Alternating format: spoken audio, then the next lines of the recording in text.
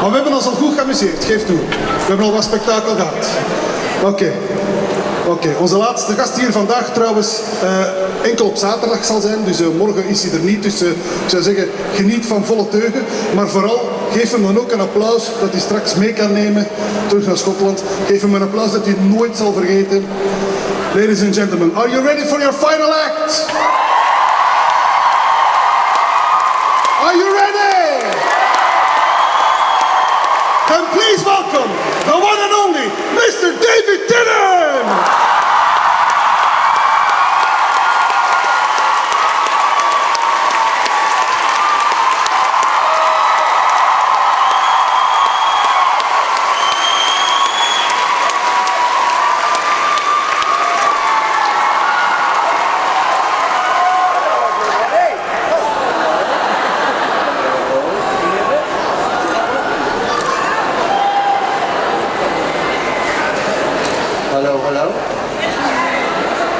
Hi. That's better. Hi. How are we all today?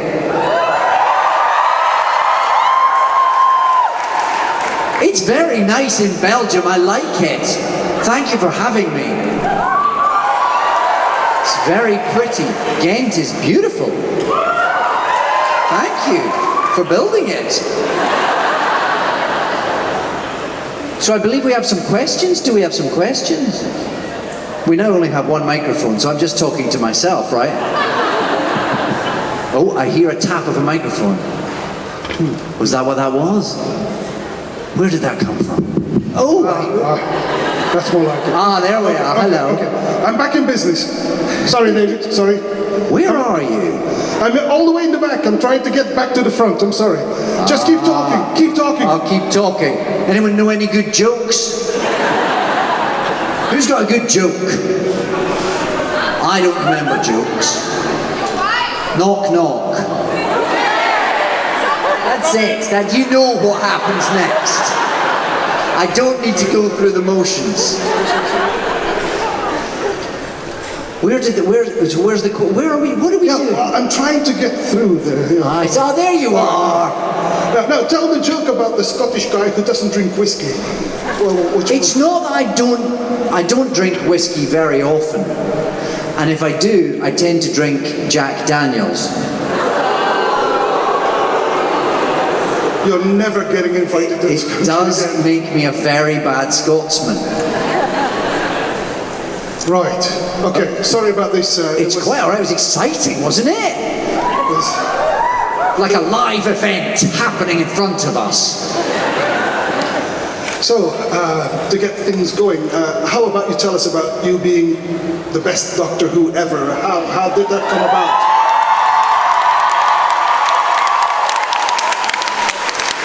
That is a matter of opinion. But God bless you. Of course, that might all change next Saturday. That's exciting, isn't it? That's very exciting. Doctor Who, it was a show I grew up loving. I had posters on my bedroom wall of Tom Baker, who I met in a bookshop in Glasgow, and he signed my poster. And then by a weird quirk of fate, all these years later, I ended up being in it, and it's been.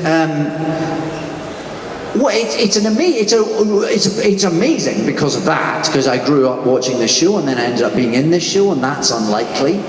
And then the show continued and did well, and that's unlikely. And then you leave the show, and 10 years later you're in a hall in Belgium with all these lovely people. It's a weird show to be involved with. It's a lovely show to be involved with, but to be at the centre of that kind of the kind of scrutiny and attention and enthusiasm that Doctor Who gets it's quite humbling, but also lovely, because you've got this lovely thing for life that people feel very. It's a lovely show to be associated with because people feel very benevolent towards it. It's a happy show. There's very few people who get annoyed by Doctor Who or who don't like Doctor Who. It's one of those shows that even if you don't watch it, you sort of know what it is and you feel kind of warm and squidgy about it. So it's a very nice thing to be involved with. It's a bit overwhelming at times because it follows you wherever you go. But I'm not going to complain about that because I get to be here with all you lovely people. And that's very nice. Now, I've already seen many hands raised, so would it be okay if I open the floor for I would love it. That's what I came for. Look at this. I can look heroic on a speaker. I won't stand on it. That will go wrong. I'd end up crowd surfing. Steady on, steady on. Steady on, Belgium. Hi. Hi. Hello, hi. My question was, well, obviously you, with your work and the person you are, you made me change my vision of life. And I wanted to know, with all you've worked on and the people you met, has there something that has changed your life or your vision of life? Oh, that's a deep... I'm going to have to lie down like I'm in therapy. Sorry. I love this 80s couch, by the way. It's very retro. I'll go this way, better sight lines, right? What has changed my vision of life? Whew. I mean, the thing that really changes your vision of life, to answer your question very seriously, I suppose, is probably having kids. That sort of alters everything that you're about, doesn't it? Anyone here who has had that privilege will know it. Everything, all your priorities change, and everything that you do in life, you do for a different reason. So I suppose probably that, really.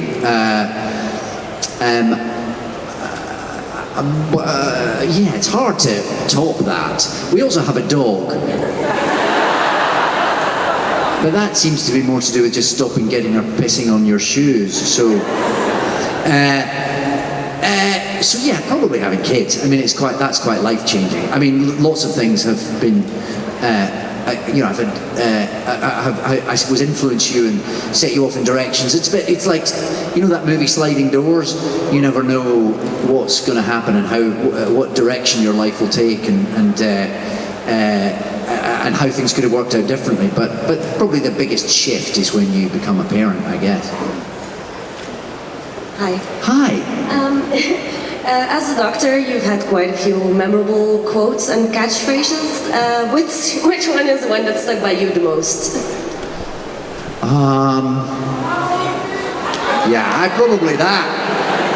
Probably allons-y.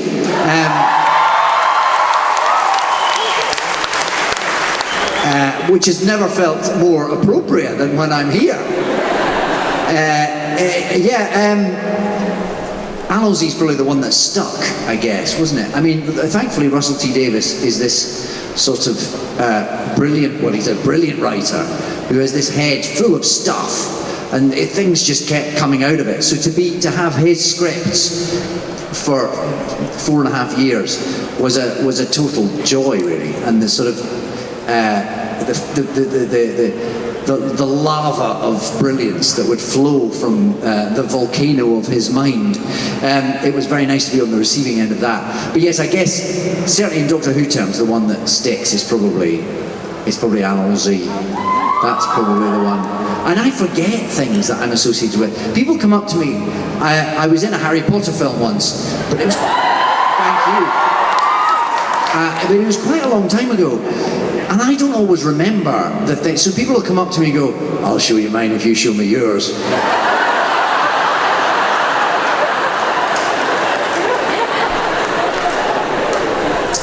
Which, you know, isn't always clear what they mean.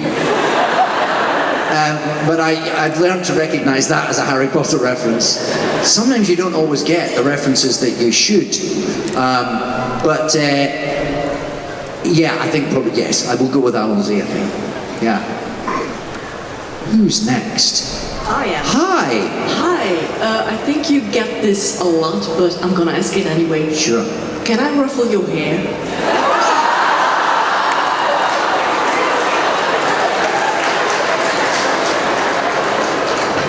It's too crispy. it would brittle, it would shatter into 1,000 pieces. Honestly, you don't want to. And you really don't. It's all sort of product and nastiness. You wouldn't. It would spoil whatever illusion you clearly have. So I think it's best to. But thank you for the offer. I think. But I think we should move swiftly on. Hello. Hello. You play a lot of different roles. I loved you in Jessica Jones, for example. Thank you. Yeah. Thanks very much. Cheers. Is there any kind of role you still dream of playing?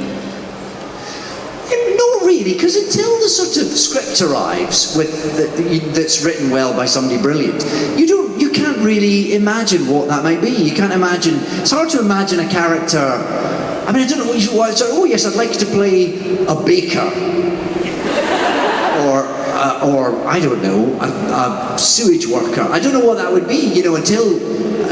Because a character has so many different things, and it's all to do with the writing, and all to do with. So until presumably there are characters that have not yet been written that I would love to play, but I don't know what they are yet. I suppose there are characters in certain plays I know that I'd like to go at some point. There's some Shakespeare parts I'd certainly like to play that I've not done. But sorry. Yes, please. Thank you. Thank you very much. No, I suppose, yeah, what's hard to know is what the characters that one hasn't been allowed to look at yet. That's the exciting thing as well. What's new, what's out there. I'm available for all offers. I will read all scripts, and my agent's number is, you can look that up. Hi. Hi. Nice scarf. Thanks. And hat. Thanks. Scarf and hat combo. Yes. Did you buy them together? No. They came separately? This one is self-made. Self-made. Round of applause for the scarf. Look at that scarf. Where'd you get the hat? It's my father's. Is it? It's very nice. Did he actually ever wear it? Yes. Does he still wear it? No. Oh. Well, it's beautiful. Thanks. Yeah, well done. Sorry, what was your question? It's a very important question. Oh. Would you like a jelly baby? Probably not, really, no. But it's a lovely thought. Thank you. Thank you very much. What flavours have you got? All of them. Too dark to see. All the fruits, all the jellies, all the babies, all the time. That could be their new slogan. Hello. Hi David. Hi. I wanted to ask you a question. A lot of people will always think in the concept of you being the doctor. But what if you woke up in the middle of the night and you heard the TARDIS sound and the doctor walks out and asks you to be his companion or her companion? Oh, interesting. Where would you want to go? Oh. I mean, well, it's a difficult question, isn't it? Because you feel the responsibility. Do you take the responsibility that great power and opportunity would afford you? Do you go back in time and try and right some of the wrongs that would be visited on the world? Do you go and try and change the results of some recent elections? Do you go and do that? Yeah.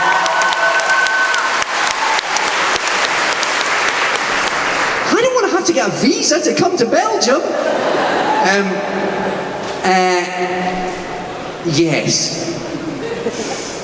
Or do you just go, I really want to go and see the Beatles playing in the Cavern Club in 1962? Probably that. Or do you want to go and see what happens next? Do you want to go right into the future and see where we end up? See if we end up, or if we're just a kind of charred ball circling around the sun, bleakly extinct. Probably. Or maybe if you changed the election results, we wouldn't end up that way. I don't know. You see, it's the chaos theory, isn't it?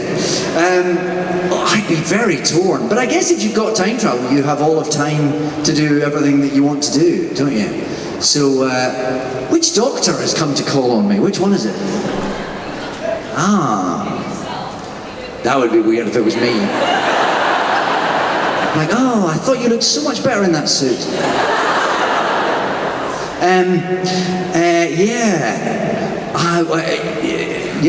Everything. I do everything. I keep going back and redoing things. I'd play tricks on friends.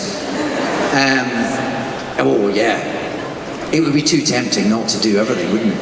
Everything all the time. Be quite dangerous though. It always strikes me as terribly dangerous. People who end up going with the doctor, they always say they have a great time, but they die like nearly 4 times a week. The mortality, it's amazing the mortality rate isn't higher.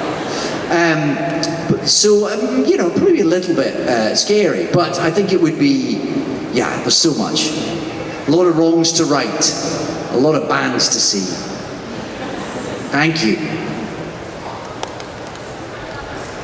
Hello. Hi. Hi. First off, thank you so much for coming. Oh, my pleasure. I love it here. Yeah, that's great.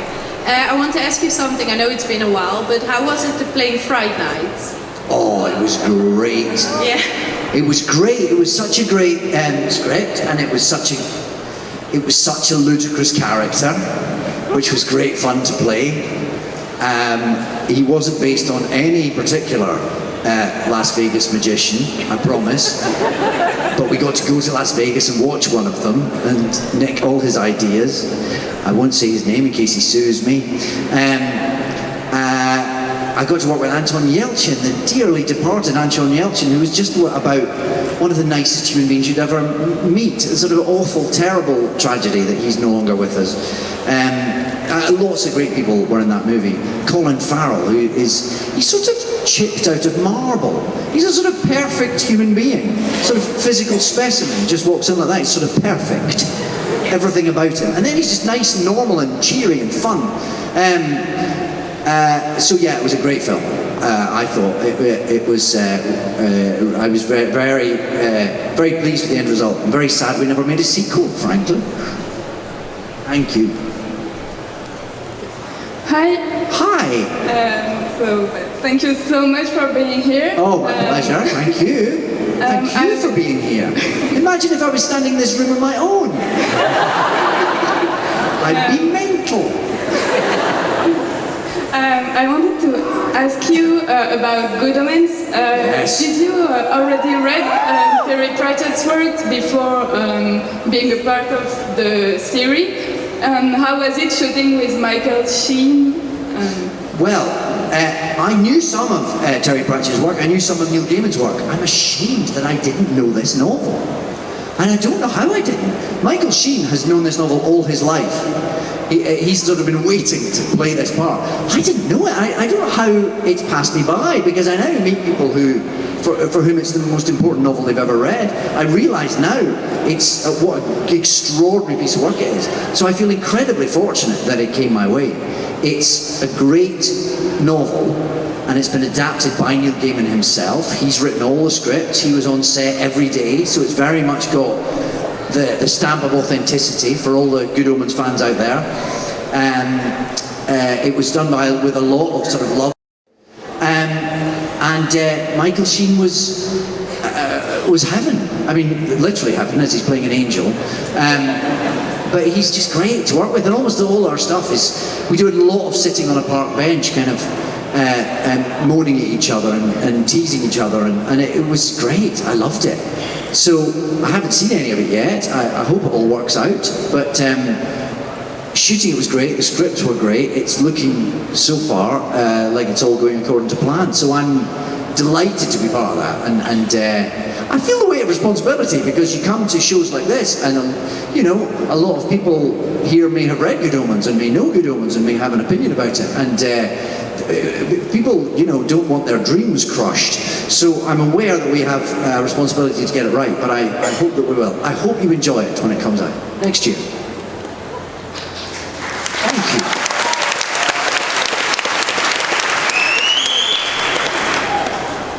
Hi. Hello. Hi. Hi. I had the question if you have any fun story about something that happened on set. It can be Doctor Who or anything else, and you think that it would be a story if you go to a bar, you meet new people, you'd be like, you know what happened at work today? Just a fun story. I know, people always want funny stories. I never feel like I've got any. I always feel like we must be terribly dull. I mean, the thing is, certainly on Doctor Who, we had such a good time for such a lot of it that I don't remember specific sort of, and then his pants fell off.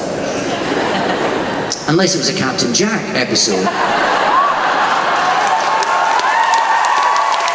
But that's... did anyone see John earlier? He's very shy. It's very difficult. I don't know. I don't remember any specific. I don't know. I can't think of a specific story. I feel very blessed to have worked with all those people and to have met those people, and to now be all these years later coming to Belgium, and there's John, and we have a laugh. And I was working with Catherine just yesterday. So these people become sort of friends for life because it was such a important time for all of us. What funny stories? Oh, I don't know. I'll just do a dance instead and hope that there's another question along soon because I don't have an answer. I can't think of a funny story. I'm going to work on that though and get back to you with something brilliant. Hello, David. Hello. I think you have a lovely accent. Thank you, so do you. Thank you. I was shouting from the back. I was wondering if it's hard to drop it in certain roles. You have to take on another accent. What's the hardest one?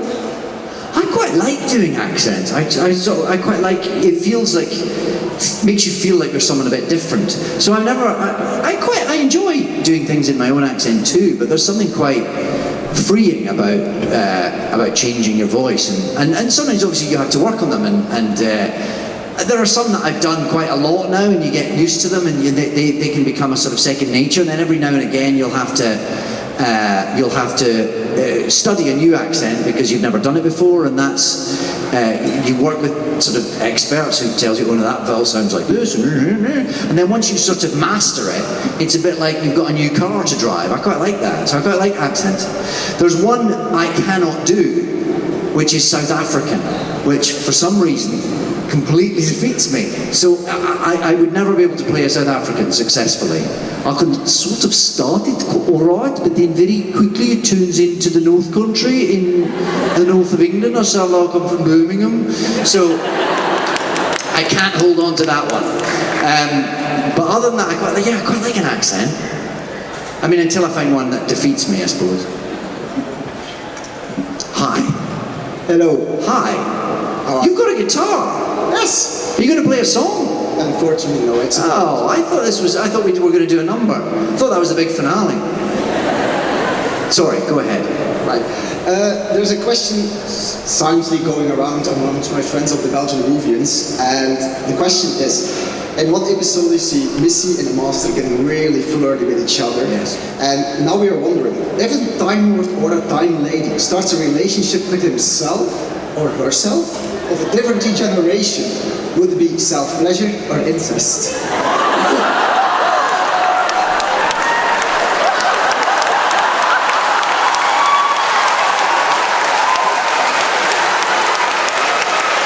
Back on the couch.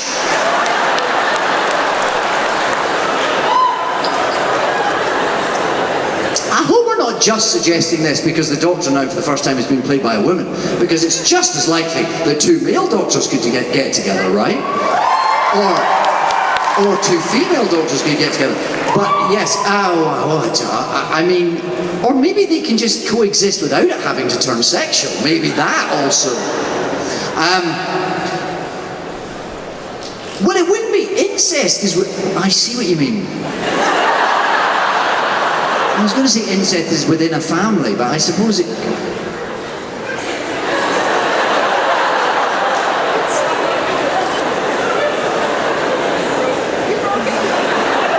I don't think I want to know. I guess it would be, I guess technically it would be self-pleasure. I don't think there's a term for it because it's not real. Shh. So I don't think there's ever had to be a legal argument constructed to unpack that, which makes it a very good question, by the way. It also makes me feel a little bit ill. So I'll say none of the above and move on swiftly. Thank you very much. Good question. Hello. Hi. You played. Just check your facts, get your facts right. You played a lot of emotional scenes. Thank you.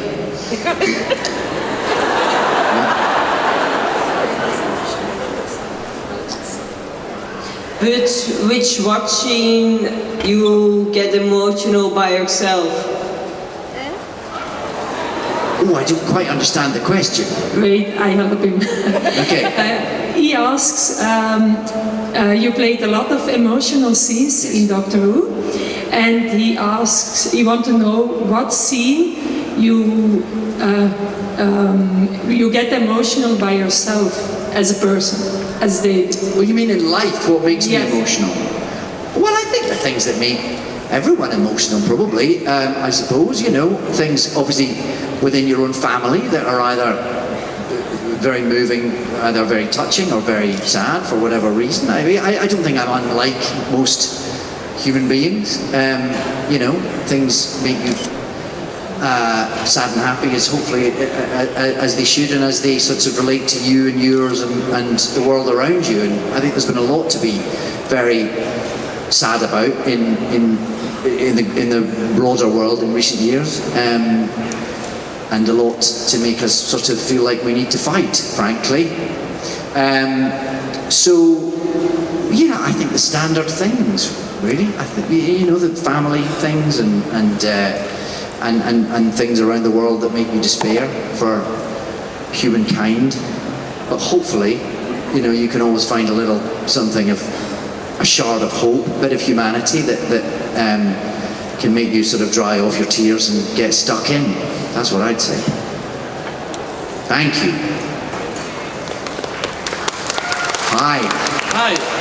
I don't know if you remember me. I do. We met today, like twice. I meet you, signature of Photoshop. Yes. I love you all, Bob Church, Jessica Jones, Doctor Who. Thank you. But now I can hug you. Can you hug me? Yes. No, this is a one-off. Come here.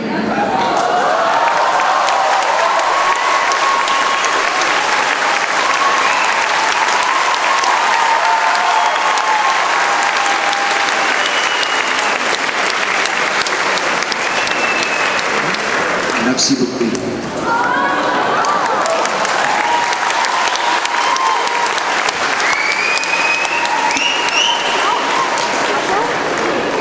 What's next? Hi. Hi.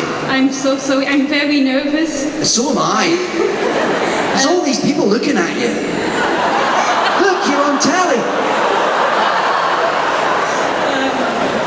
First of all, I want to say that I think you're brilliant. You're my favorite doctor. Thank you. And I had two questions. The first one is, what's your favorite episode of Doctor Who? And the second one was, if I could get also a hug, but... I think we'll be forming a line soon. It might, I think that, you know, the convention hall closes tonight.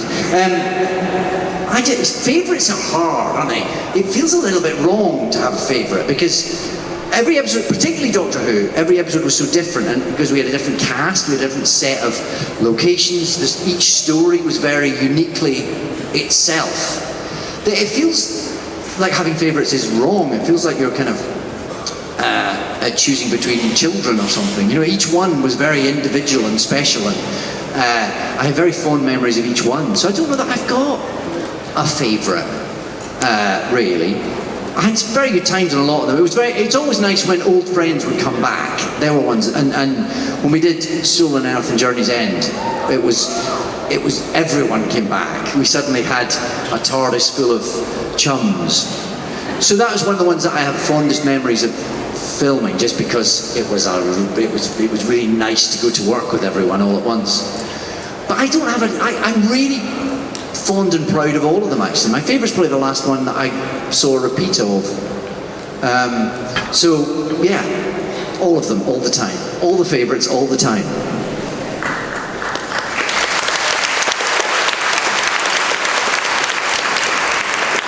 Good day. Hi. How do you think you have evolved as an actor compared to when you start to acting? That's a very good question. How have I evolved? I mean, it's hard for me to even know. I think it's hard to be objective about things like that because it's so very subjective. I don't really know. I hope I've relaxed a bit. I think you do your best work when you're most relaxed. So I would hope I'm most relaxed. And there are moments when I think I've got better at that. And then there are moments when I think I'm completely useless at it. So I don't know. I don't know how I've evolved as an actor or as a human being. Maybe I haven't. You'd probably have to ask someone else. My wife will tell you. Ask her. She's good at things like that. She knows me much better than I know myself. So yes, I need someone objective to give me a steer on that. But it's a good question. It will make me think. Thank you. Hi, David. Hi. I hope you're having a good time. I'm having a great time. Wonderful. I saw you play Richard II in London a few years ago, and you were wonderful. Thanks very much. I was wondering, considering that in Shakespeare's time, a lot of roles when there were women were played by men, obviously. If there's any women part that you would like to play that Shakespeare wrote, and why? I think now is not the moment for men to be taking away women's parts. I think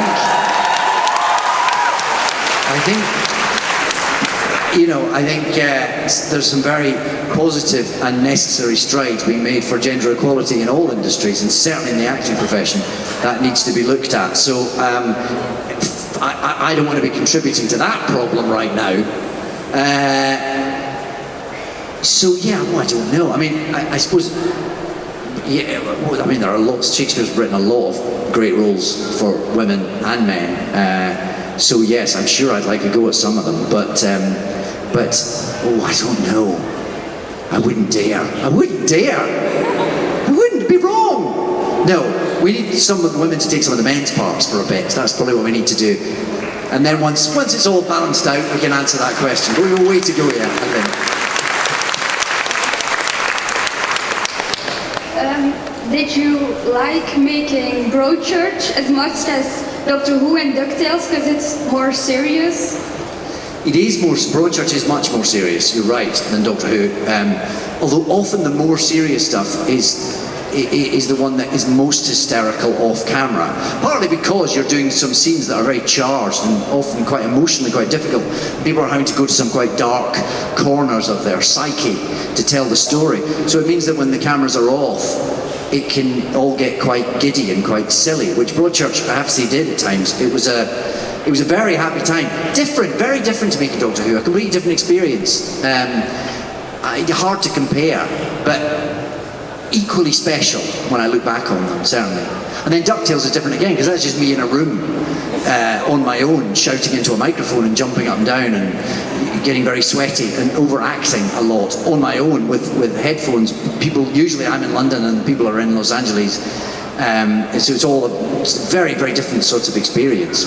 I mean, I'm very fortunate that I get to enjoy these different types of shows and these different types of experiences, and I feel very lucky. I wouldn't want to remove any of them. I'm greedy for the variety, so that's part of what I enjoy about my job. It's not a job really, it's just messing around, pretending. Hello. Hi. Oh, you're right there. I was looking, you're right there. That was easy. Doctor Who was pretty much a good experience for you, but still, do you have any regrets? Maybe not playing more with your wife or anything you wanted to do? Well, I wasn't married and I didn't have kids when I did Doctor Who, which I worked out quite well. It was very all-consuming, more than any job I've ever done before or since, just in terms of the amount of work and the amount of homework you had to do, because Doctor Who's unlike anything else in that character talks a lot, and he talks fast, or he did when I did it. He talked fast. I mean, that was my own choice as well. I don't know why, I'm not complaining. But so you had to learn lines a lot. So you'd be at home, you'd go home, you'd prepare for the next day, you'd be learning lines. Every weekend you had to just sit down and do your homework, and it would sometimes take a long time because you have to, there's a lot of script to learn, and if you want to be able to rattle it off, you have to learn it really, really well. So I've often thought if I'd had a family then, I don't know how that would have worked. I don't know that there would have been enough hours in the day. So I'm very glad that things worked out, and that that part of my life only really happened towards the very, very end of Doctor Who. So it all worked out. That would have been a regret, I think, if I'd been doing the show at the same time, or it would certainly have been a very difficult compromise to make. So I don't think I have regrets beyond that. It was a wonderful time. I don't look back on any of it with anything other than fondness and gratitude. Really, it was a very special show, and it attracts a level of kind of love that it's very humbling to be in the middle of. It really is. I feel forever blessed by it.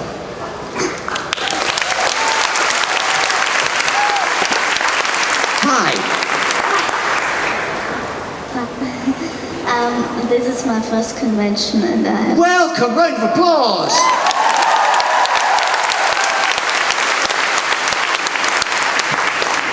And I want to ask you, what was your scariest thing in Doctor Who?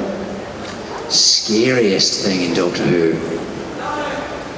Do you mean like in the show or making the show, or either? Both? Neither. All of the above. I think in the show, I thought Davros was pretty scary, because Julian Bleach, who played Davros, of course, was completely encased in all this extraordinary prosthetic makeup. So you couldn't really, he sort of didn't look like a human being, and yet he was so kind of animated and mad and crazy, and he frothed. So he was pretty scary. I don't know, did I ever get, were there any scary times making the show? I'm trying to think. I mean, we blew things up quite a lot, and that's always quite exciting when you're around the kind of stunt team and they're doing something. And I remember there was a bit in the Lazarus Experiment where I get sort of thrown forward by a big explosion. And it was really just like a bit of green screen. I think it was going to be the monster coming behind me, so we had a bit of green screen, they could put that on later. And they were going to set this explosion up, and I had to fling myself forward onto some crash mats, which was all quite exciting. I used to try and do as much of that as I could. Obviously, you have to take advice, and sometimes it has to be a stuntman because they are frankly better at that stuff, less likely to, injure themselves than me. So, but now and again they would let me do stuff, and I was really up for this. I thought it's going to be great. I'm going to explode this thing. I'm going to fly forward on some crash mats. It's going to look so cool. It's going to be great. And then just before we went on, they came and they started smearing this gel all down the back of me. You know, you've got movies to watch and books to read and people to talk to, and you can study exactly how he looked and how his mannerisms, and you can read his writings and try and make sense of how his brain would join up and try and so it depends. It so depends. I think Good Omens, again, you're playing a fallen angel who's been working for Lucifer for a while. There's not a lot of people, well, actually there probably are quite a lot of people you could talk to about working for Lucifer, but they're all busy in government. So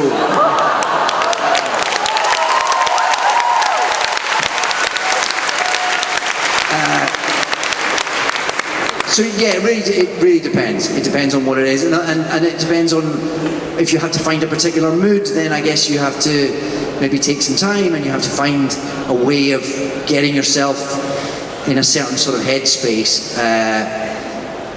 And then other times yes, it's very instinctive. I don't know. I don't really have an answer other than a bit of everything. A bit of a sort of buffet of options, I'd say. Hi. Bonjour David. Bonjour. Tout d'abord, merci. Où est le syndicat d'initiative? That's all I remember.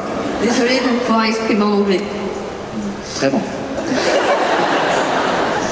Allez, tu dois prenez la première rue à gauche.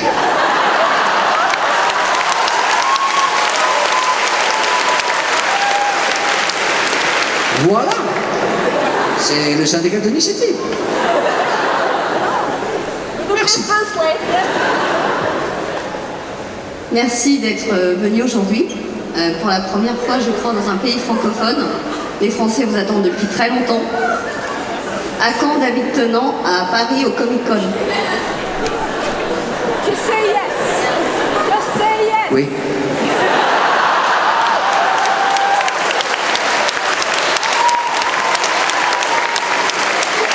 C'est bon.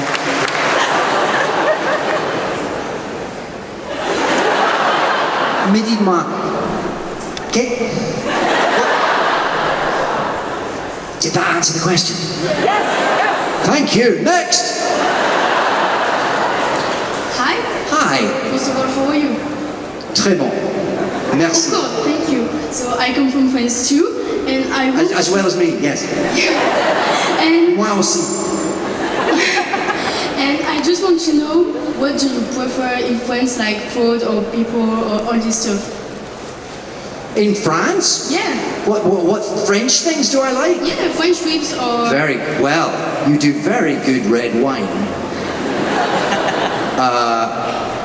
I love France. I don't get there enough, which is weird. It's so close. But yes, I love France. And I love the food. I love the restaurants. I love the architecture. I love how rude the people in Paris are. I love that. It's sort of shocking at times. But I love the gall of it, and I mean that pun in every sense.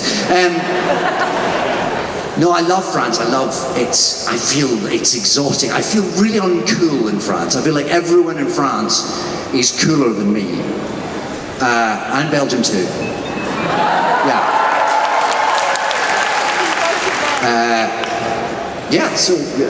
Très bon. Oui, je suis très mignon.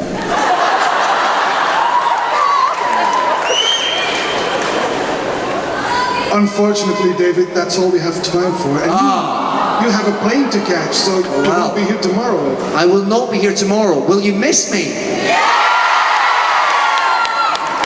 Oh, I'm so needy. Do you have any parting words for your Belgian fans? Thank you for having me. You have a lovely city. Everyone here has been so lovely and friendly and full of joy. It has been a true pleasure to be here. I wish I was here for longer because there's a whiff of joy about this place, and thank you all for contributing to that. I hope you have a great weekend. Lots of love. Au revoir.